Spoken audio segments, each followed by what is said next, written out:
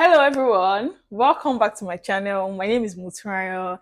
I am a software engineer based in Lagos, Nigeria. Today I have Olabisi here in the studio with me. She is a Web3 marketer and then she's going to give us the details of her career journey so far and how everything has been with her. So welcome Olabisi. I'm so happy to have you here. Yeah, thanks for having me. Hi, Yes. everyone. My name is Olabisi Adelaja, and I'm a Web3 marketer and a podcast host, and also the founder of Node Narrative, a podcast marketing agency. And excited to be here.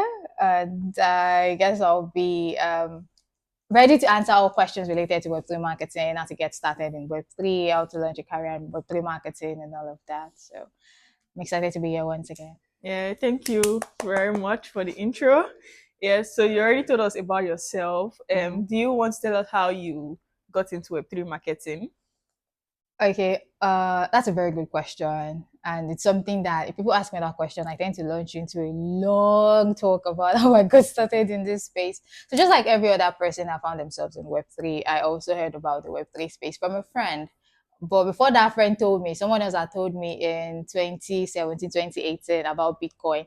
And it felt so weird. Like, what do you mean that I can invest real money and buy digital money, and then that digital money is going to turn me into a millionaire in few years if I'm patient enough? It just sounded so ridiculous. Like, I don't want to be a part of it. Fast forward to the pandemic, another friend was telling me about the whole Web3 stuff. It wasn't Web3 she told me per se then. She just said something about I think the first thing she told me was NFTs, because NFT was all the rave during the pandemic. People were minting literally everything, digital art and all of that. And then she told me about it. And I was like, is this a sign? Is the universe trying to tell me something? So I went down the rabbit hole because I know myself. I love to learn new things and research stuff. So I went down the rabbit hole, learned about Web3 and stuff. Well, it still wasn't Web3 then. It was just me reading about how the digital world works and stuff. And then, like I said, it was a sign from the universe because Mm-hmm. barely a week after, another friend reached out and said, okay, do you want to make extra money? Someone is looking for a social media content writer. And I was like, I mean, who says no to extra money? So I said, yes. So I met with the founder, and the founder said, I like you, but you don't have Web3 experience, but I'll give you this job on one condition. You have to get rid of the Bitcoin white paper. I said, yeah, yeah, so I took it, I read a Bitcoin white paper, set me down the rabbit hole, and I loved it. And I got the job, by the way. So yeah, but then I was working in Web2 with an ad agency as a copywriter. So I also took on that side gig. I was writing content for that social media, and then I mean, the rest, as I say, is history, but then that actually launched my career full time into the Web3 space. Started as a content writer, writing about crypto exchanges. Before I know, I was learning a lot about NFTs, learning about digital currencies, learning about Bitcoin, altcoins, everything. And then I realized that, Olabisi, this can actually make something of yourself in this space, right? And I was like, okay. But then I realized that, unlike then, we didn't have a lot of resources like we do now. We didn't have a lot of people making content about the Web3 space. Most people there were just traders, people trading, and I'm like, nah, that's not for me. I actually want to do something marketing related. And so I started reading. I learned a lot. At a point, I was like, no, I think I'm actually going to be a software developer in Web3, but I didn't have the brain for it. I said, nah, I'm not going to do it. I'm still going to do my marketing. So along the line, I started learning and relearning and unlearning, whatever that is. And one thing that really helped me was on LinkedIn, I was sharing my experiences, my journey on LinkedIn. If I read something today, I post my thoughts on LinkedIn. So people started knowing me as that Web3 girl on LinkedIn. And there was one time I just made one article. I just wrote it and I wrote it, I posted it, and I went to sleep or something. I woke up and I was getting this series of messages from my phone that are like, oh yeah, I just read your article. How would you like to come to work for me and stuff? Like, okay. Something is working. Okay. And so that was actually my first full time job in Web3. That was 2022. And so the rest to say is history. I've opportunity to work with DeFi project, NFT project, either as a consultant, full time, part time, freelancer. And I also have a podcast that's been running for 2 years now about Web3. I've interviewed so many people, amazing people in Web3, basically. And I also launched my agency this year, podcast marketing agency where we help founders in the Web3 space, AI, Web3, to get them on top podcasts in the space. And then I don't know, what else am I missing again? What is that what I spoke Mm. about again I think about I my think you've journey? done a deep dive into everything about your journey, right? It's so interesting to know. You started your career in Web2 Yeah, marketing. that's correct. What would you say is the difference between like Web2 marketing and Web3? Because Web2 is just what everybody knows, and Web3 is the Hmm. unknown, basically. So you are literally simplifying Yeah. the new things that people don't know. So what would you Right. say is the difference and the experience so far? So the thing about Web2 is that Web2 has been around for a very, very long time. It's Yeah. established. We already have strategies that you can just improve on or make it better. So people have tried so many things when it comes to marketing related in Web2, even outside other industries too. They've done it, they've improved on it, they've worked on it over the years. And so Web3 is a relatively new industry. We are still in the earliest of stages. Forget the fact that it has been around for, I don't know, Yeah. since when Bitcoin first came into the space, but it's still a relatively new industry. And so, Ernst, marketing here is a whole different ball game. And I mean, for someone that was coming from Web2, that actually done marketing in Web2. So when I got onto the Web3 scene, it was different because here in Web3, people actually feel like they want to be part of something. And one thing that I always tell people is that in Web3 community is the heart of Web3, right? So like Web2, where we have audience, where you're selling to a particular set of audience, and then you already know where to get them, you know how to run your ads, you've done your research, you know what your target audience are. In Web3, we have diverse audience. So for me now, I am interested in a particular project, and then hence so how I'm going to how would I put this into words now? So if I want to market, let's say for example, now I was hired to help a DeFi project launch or run marketing campaign or whatever. I have to appeal to the DeFi audience, right? So there's a certain way we the certain strategy we have to work with to actually do this, in the sense that you have to make sure that your project, people understand it. That is the most problems that most project founders they make. If people don't understand it, I don't think they want to be part of it, right? So people really need to understand what they are getting into. They really need to know what they are being a part of, right? And then so marketing in Web3 sometimes it relates to growing your community, and not just growing your community, but having a group of like-minded people coming together, people that are interested in what your project is. And secondly, I would also say like Web2 in Web3, because Web3 is in its early stages, yeah, we need to educate people more. Education is something that is really important. So marketers, if you're working in Web3 and you're Web3 marketer, we all know education, educating people. Because if you don't educate people, then you're just saying, okay, my DeFi project will make you send money in a nanosecond. Be like, oh yeah, cool.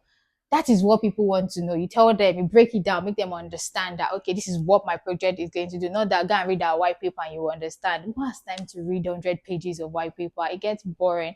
So marketing in Web3 means you have to make sure that you are trying to carry people along, basically. So either your strategy, which involves running campaigns, running trade contests, running referral contests, whatever it is you are doing.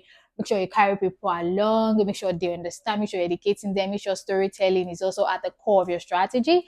And one thing that I always tell people, a couple of projects I've consulted for, is that the founders need to be at the forefront of their project, because you see most of them they're always hiding. And you know this thing with Web3, most of them they don't put Trust. themselves out there. Yeah. They always put in what do they call it, pictures of arts or whatever as their profile, so people don't know them. They're trying to do this anonymous thing. But if you're a project that is looking for a long term use in this space, and you're trying to sustain yourself long term, I think you have to put yourself out there. When founders actually come to talk, when founders actually put their face out there and then they talk about their project, people tend to resonate, right? People tend to resonate with whatever it is they are doing and they are building, because they'll be like, oh yeah, this person had so passion, they had so vision for this. And then people tend to have some sort of connection to what you do and to what you're building. So marketing is a whole different ball game Okay. in Web3, unlike Web2, where there's a set audience. But in Web3, we are all about making people be a part of something, make them feel at home, make them understand that, okay, yeah, this is a relatively new industry, but we want you to be part of it. And also in Web3, there's a mistake that they do in this space. They're always trying to do and buy people with money, buy people with Yeah. incentives, and it hurts. It hurts the project at the end of the day. Because, okay, for example, now you're about to launch a project, and the first thing you're doing is you're incentivizing people to join your community. At the end of the day, when you're not ready to launch, or you're ready, when you want people to actually invest back into the Yeah. project, your community is mismatched, because the Mm-hmm. people that are there, they are not people that are there long term. They are Mm-hmm. just there for whatever it is you're offering them. You got them with money, you can't expect them to put money back into your project, right? So that is one thing I always tell projects to. Yeah, organic growth is very, very hard. But if you're educating, if people find your content relatable, they'll definitely want to be part of it, because they feel like there's something there for them. And if you are carrying them along, they feel like, oh yeah, there's a place for me here. Instead of buying people's attention, how long do you want to keep doing that for? It's not sustainable. And so there are a lot of difference between Web2 marketing and Web3 marketing. But yeah, in Web3, we're still learning. We're still trying to figure out things all the time, trying to understand how thing works. And then, yeah, so I guess there's not much difference, but there's a lot of difference. I think I'll just end it there. Yeah. That's quite insightful. So I know you've run like several campaigns in Web3 for Mm-hmm. different projects. What Mm-hmm. would you say is the most high-opening thing you learned while trying to run a campaign? Ah, eye-opening thing I've learned. So I think it has to be with Like this. something that happened, like, and you're like, oh my god, I figured this out. Yeah. Right. Okay. So I think it has to be for this DeFi project that I worked for, that I worked with last year, early last year. And so they didn't really have a lot of money. They were working with a tight budget, so they didn't really have a lot of money Mm-hmm. for marketing campaigns. And so they were like, obviously we only have small money, and we really want you to work with this. And marketing is when you have big money, that marketing is sweet. When your Yeah. marketing budget is high, it's sweet. You can do everything. You can try so many things. But then I had to put on my thinking cap that, okay, how do I get these people results? They are working with limited funds here, but we still have to get results regardless, because they Yeah. trust me. They are adding this over to me. They are a new project.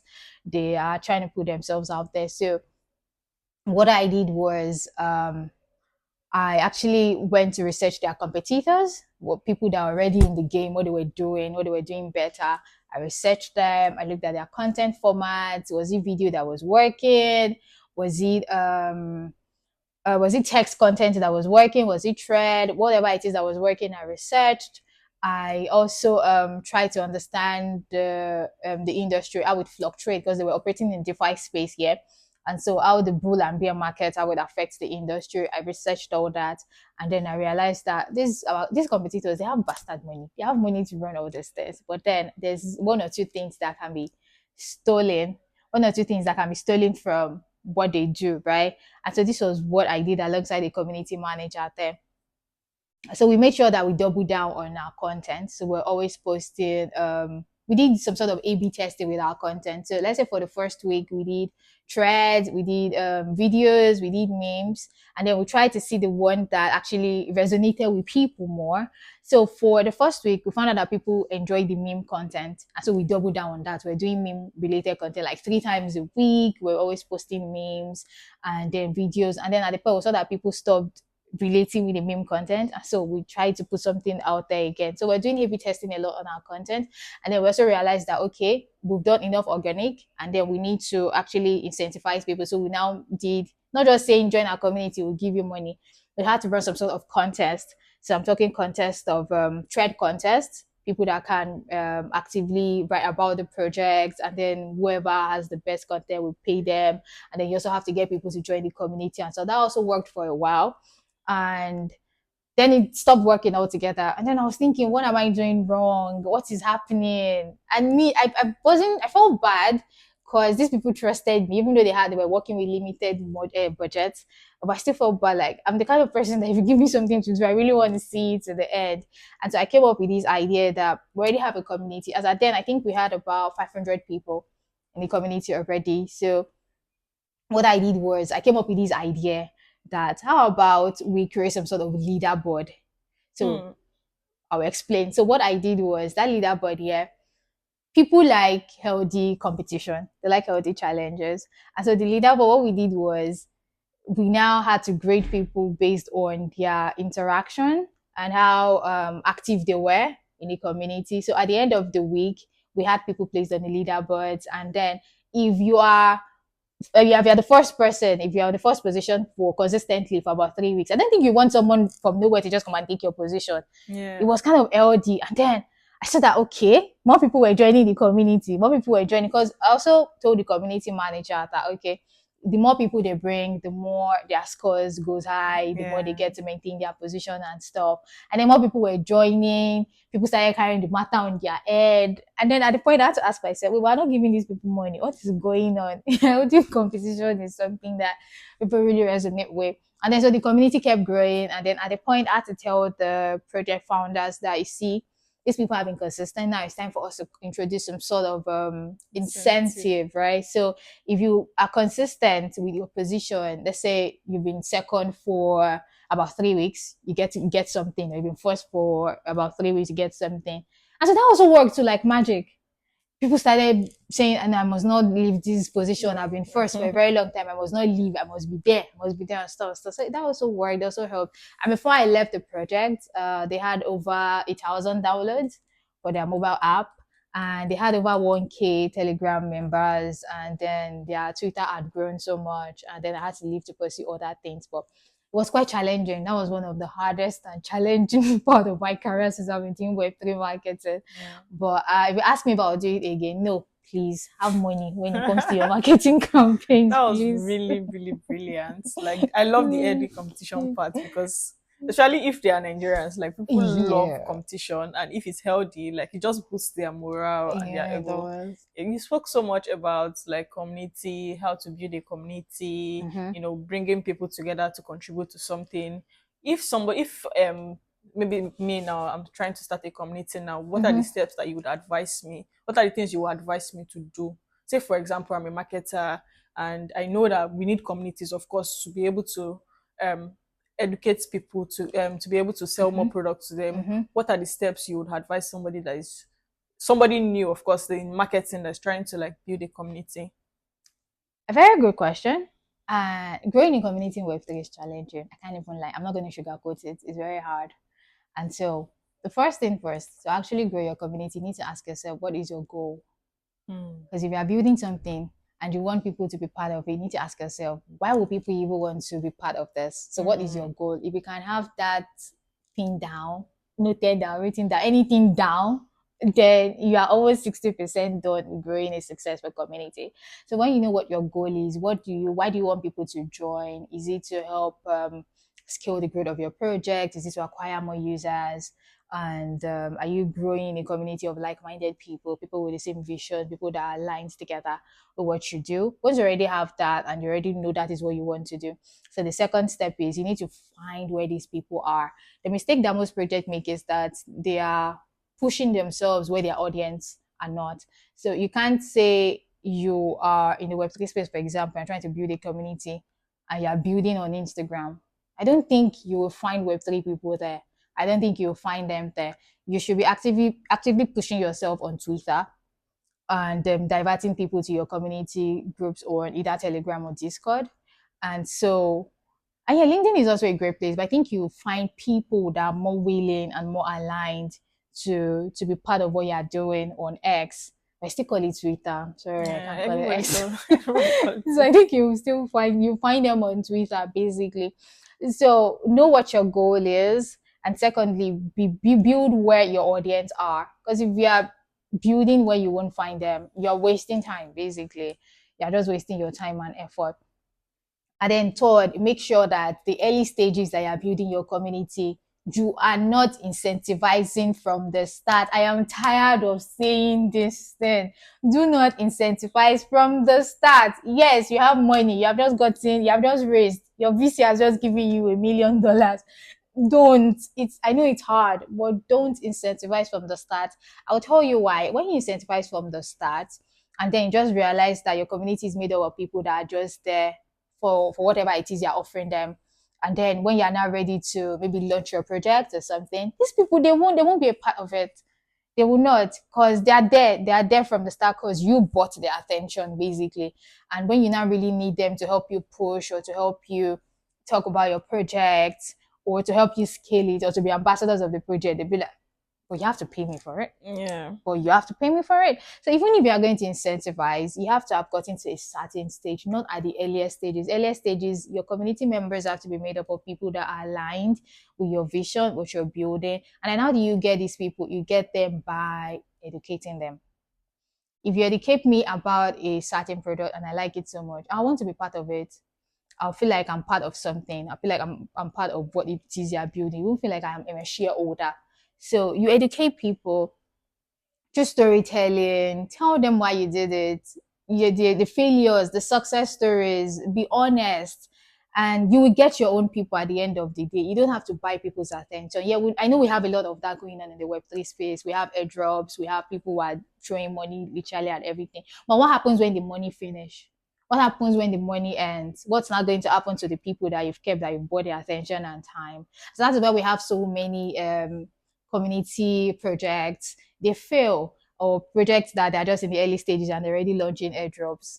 See, these people, they will go to the ends of the earth to make sure that they qualify for your airdrop, and they will get it. And what they will do at the end of the day, they will just run away and go to the next one. Yeah. And so it is always important that you get your people from the start. When you get your people, the thing about Web3 that I've come to realize is when people really like what you're doing, or when they feel like they're part of it, yeah, they will literally carry that matter on their head.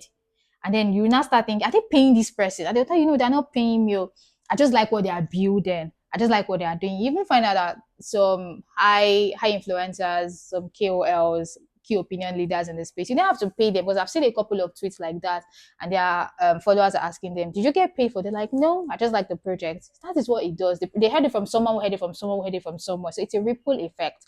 And so the only way you can do that is by making sure that the people from the early stages, that when you're trying to build your community, are people that are aligned with what you're building, they're aligned with your vision, they know what you're doing, they feel like they are part of it. And then lastly, be honest and big.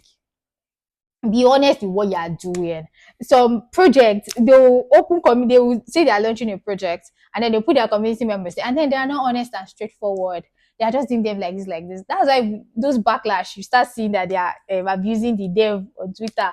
The person is not honest. Be honest. And I think the whole dishonesty thing is that in this Web3 space, we have to be honest with ourselves. Most people are just here for the pump and dump thing. They just want to grow their community, grow project, get funding, and then they're out of the picture. But we are looking to build long term and have a sustainable project in this space.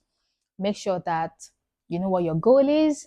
You educate people. You don't incentivize from the start, and you're honest. People know that they can trust you. Once people feel like they can trust you, they are more open. They are more open to going into the ends of the earth for you. And then lastly, I would say just your thing. Just try, test multiple times. If one is not working, abandon it. If one thing is working, double down on it and make sure that you improve on it. Yeah. So, I'm sure this would be very helpful for people that are trying to start community. Yeah. So now let's talk about your podcasts. I need to ooh. confess, I'm a big fan of Web3 Quick Bites. Thank And I've you. always like wondered like how did this girl just wake up one day and just start Web3? Like Web3, it's called Web3 Quick Bites Yes, because that's it's correct. like a quick way to understand like what's Yeah. currently happening. So do you want to share with our audience what inspired you to start the podcast? Oh, right. Web3 Bite is my baby. Yeah. Everybody knows that. That's my baby. That's really helped when it comes to my personal branding. But then to answer your question, so Web3 Quick Bite was born out of my journey in this space here. Because like I said before, when I was talking about my journey, it wasn't easy. It wasn't an easy experience. And I had to learn so many things years later. At the point, I was like, what is it? Save. The Kukuma did not sack me from advertising agency that I'm working. What is this new thing that I just want to shook my head into? But so I learned it anyways. And so over the years, when people already knew me as that Web3 girl on LinkedIn, because LinkedIn was where I started my own journey, I was getting DMs. Hi, Olabisi, I want to get into Web3. What do I need to know?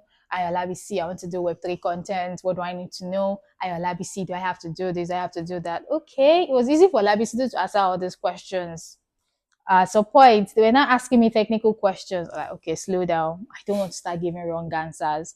So the idea just came to me one day that, okay, how about I just create a platform where I can just talk about these things and not just talk about it, yeah. Bring on people that have been in the space way more than I have, people that have actually built something. Even before I heard the word Bitcoin, there are people that have already built something in the space, right?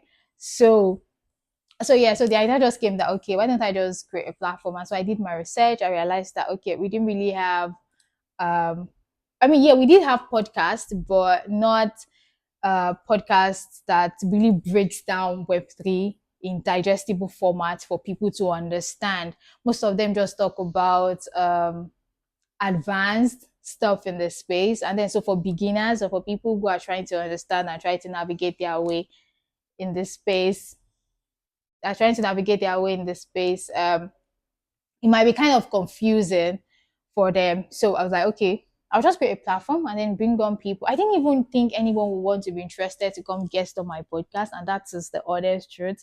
I was like, okay, so the idea I had for the podcast initially was create a platform, try to do my research and answer all these questions on my podcast.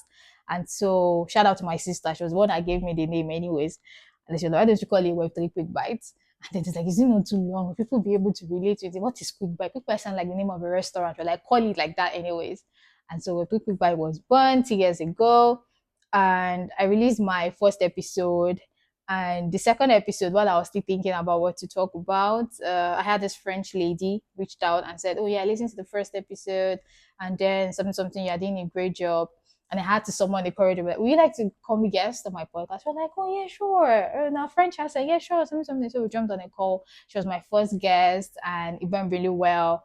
And for some, I don't know what happened. So I started getting pitches from PR and podcast booking agencies that, oh, I have this person that'll be amazing for you. I have this person that'll be amazing for you. And then the whole idea I had for Web3 Quick Buy just changed from me wanting to just talk about marketing, and not everyone knew that. I wanted it to be a strictly marketing podcast, but then I started getting all these amazing guests, and then I had to be reminded of the fact that okay, the whole idea was to tell people about marketing, which is my niche, but then to also help people understand how the Web3 space works and hear from people that have been in the space way more than Olabisi even heard of Bitcoin, way before I heard about Bitcoin. And I was getting these guests, having these amazing guests, and to cut the long story short about guest entertainment, I think I even had I think I had an Hollywood director that's Wow. now working in the Web3 space on my podcast. It was pitched to me, so I had him, I had a VC, I had Star girl. DeFi people, founders in DeFi, NFT projects. I've had so many diverse guests in this space, and I've also Web3 Quick Bite has also helped me learn a lot as someone that works in the Web3 space, right? Because for every guest that I bring on, I have to learn about the industry. I mean, there was this time I had this developer guy that was going to come on the podcast, and I was reading everything about smart contracts. I was learning about coding. At a point, he had given me a gig to code something using smart contract while I would deliver, because I'd learned so much about how that industry works. And so it has also helped me grow as a person and also helped my personal branding. And then that's also a way to also help educate people too, which gladdens my heart when I hear people give reviews like, oh yeah, listen to a particular podcast episode with this person and it changed my perspective on how this industry works. Or one time that I had a VC come on the podcast and explained how the funding thing works in the space, and someone sent me a mail that okay, I listened to this podcast and that's really helped me. I'm trying to raise funds for my project, and this episode has changed my whole perspective. So I Mindset. have to rework my deck, and so it really made me feel like okay, I'm doing something. And then so the recognition started coming into. I was getting mails that my podcast was on top 100 global, Uh-uh. top 100. I can't remember. I think top 100 global something. Yeah, Yeah, in and Web3. then it was top 23 on top Web3 podcast, global podcast in the world number 23. And I was like the only African, the Nigerian to be precise, on that podcast. And then the recognitions were coming in. They're coming in. I started by one play, and then I'm currently at over 20,000 plays currently. and I'm getting average of 500, 600 plays per episode. And I'm like, Like, okay, what did you do right? I am actually doing something right. And so that is one thing I don't joke with in this space is educating people, because Web3 is in its early stage. We still have a long way to go, right? And then the only way we can get more people to come to our side, more people to come to Web3 is by educating them. Because from the outside, Web3 is so complex, Web3 is so confusing. But we'll let people know that, okay, this is how this thing works. And then they get to listen to other people share their experiences, regardless of whatever industry they're in, and you understand. And one thing that is synonymous with my podcast, which I think people find relatable, is that for whatever questions I ask my guests, I make sure that their answers are broken down in digestible format. Because even a 5-year-old can listen and be like, oh yeah, this is what they mean. This is what this person is trying to say. So hence why I think that's why people find it relatable and they can resonate with it. And then so far so good. I for someone that is shy, for someone that doesn't really put herself out there, and I've been a wallflower for life forever. This podcast has really helped me. That's really helped with my social anxiety, and then helped me meet with people and also get to talk to people and hear people perspective. So I would say Web3 Quick Bite is my baby, and it's going to forever be my baby because it has really transformed my life. It has in more ways than one, to be Yeah. honest. So good to see. I love it. And I'm a big fan, Thank please. I'm you. a big fan. So for people that are watching this video now, say marketers that want to use podcasting as one of their content strategy. I mean, you did it, so some people would definitely want to try it out, right? Mhm. What advice would you give them? Maybe from your experience growing Web3 Quick Bites. Okay, so one thing I would say is just start. Yeah, just start because you people tend to overthink things, and I also did too before I started with Three Big Bites. People will listen to me, who want to hear me talk about Web3. Will I have my own audience? So just start because it's actually a great tool, and is also one of the best organic way to get to your people, to get across to your people. Let's say, for example, no, I am my podcast. It has a niche audience, right? So if you are looking to talk about your project, you are rest assured that my audience, they want to listen to what you have to say. So talking about what you do on my podcast, for example, my audience will want to hear what you have to say, and then they either want to sign up or check you out or whatever. So podcast is a great way to get across to your audience because yeah, attention span might be short for reading stuff or reading long stuff, reading blogs, reading threads and all of that. But when you are listening and then you're going about your day, you're actually speaking, you're speaking directly into the ears of your audience. People want to hear what you have to say. And because it's a particular niche audience, there are people that are definitely interested in what you have to say. Yeah. So I think is a great way to podcast is a great way to get across to your audience. So that is for people, that's for project founders. But for someone who's also looking to start a podcast, by all means, please start. We need more educators in this space. We already have a lot of people doing other things. We need more educators. It might look like those who are making money or those who are building amazing things have overshadowed educators, but best believe they need us. They can't do without us because we're not educating people. We can't get more people into this space. So if you're looking to start one, please start.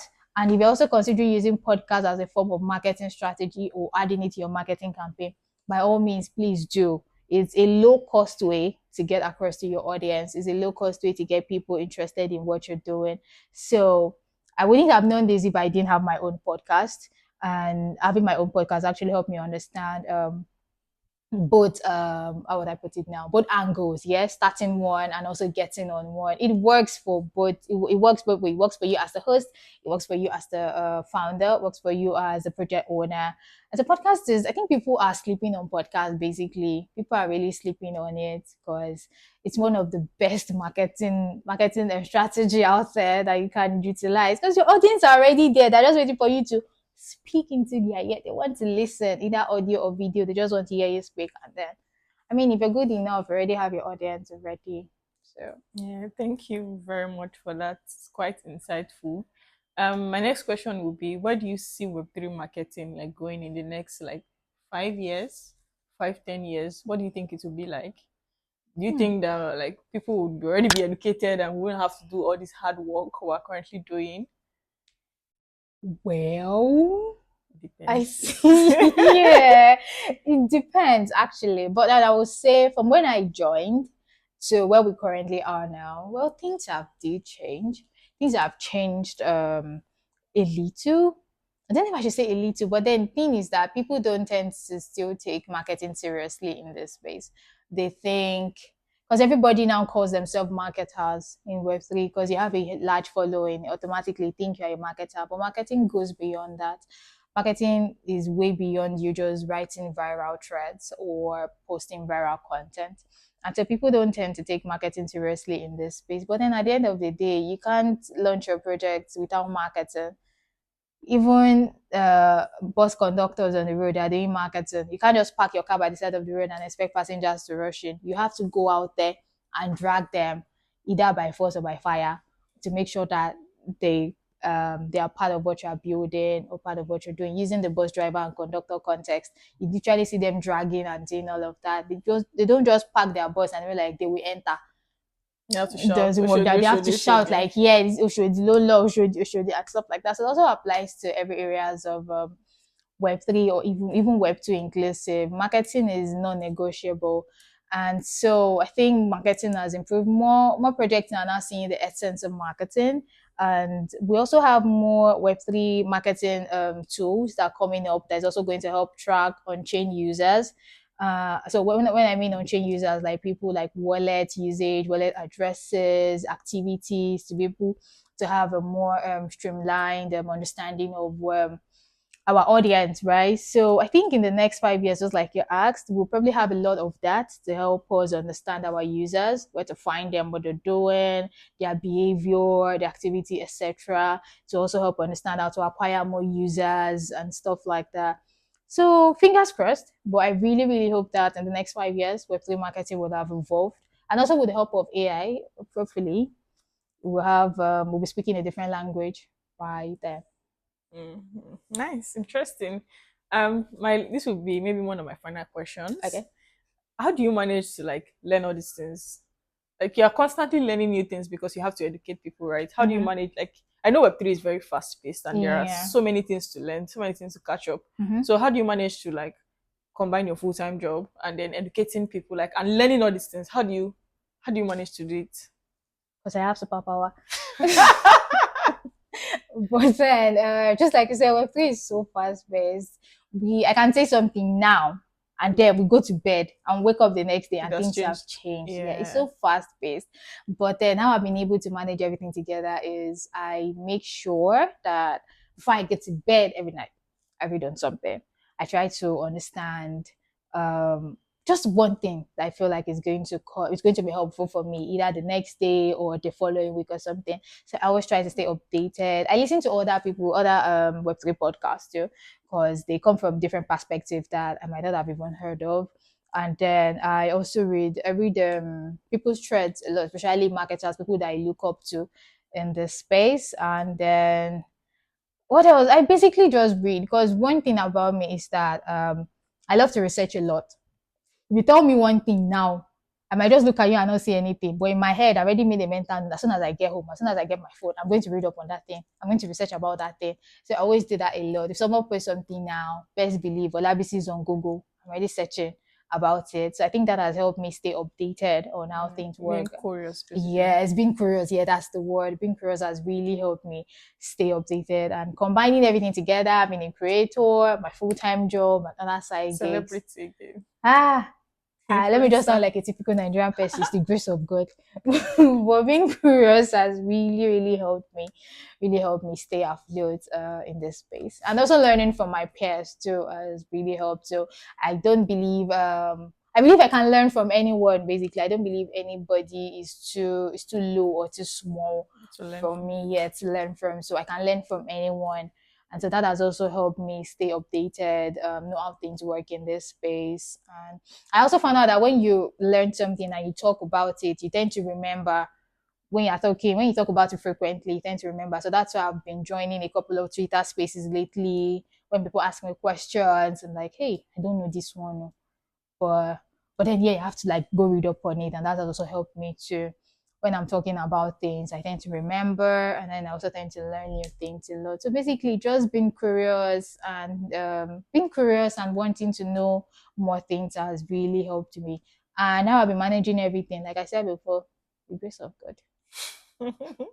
This is such a wonderful session. I had an amazing time, and then I'm sure if you are still watching this video, you definitely learn a ton from it. Do you have any parting word for our audience? Anything that I didn't ask that you probably just want to share with them? What parting word do I have? People should come to Web3. There's money, but you see shiggy.